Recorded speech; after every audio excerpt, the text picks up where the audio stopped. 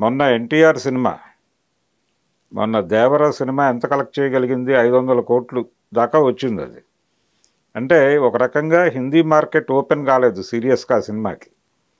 Hindi market నుంచి గనక ఆ సినిమాకి ప్రాపర్ స్పందన ఉండుంటే అది డెఫినెట్గా 700 దాకా వెళ్ళుండేది. కనీసం 700 to 800 దాకా మార్క్ చేయగలిగి ఉండేది.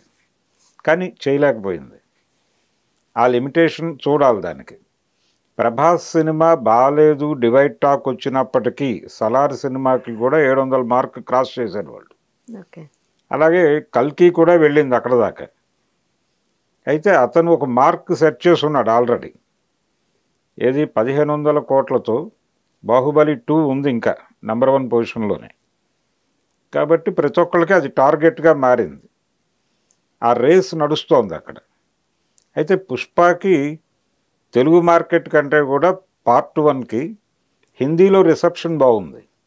హిందీ మార్కెట్లో ఎక్కువ కలెక్ట్ చేయగలిగింది ఆ సినిమా.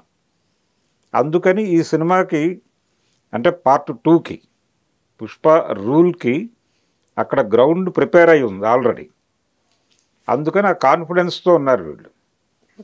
ఇప్పుడు ఈ సినిమా ఆ లెవెల్లో ఉండాలి.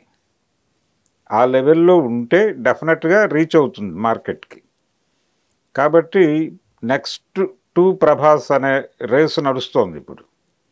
అలాగే ప్రభాస్కు పోటీ ఇవ్వాలి ఇప్పుడు.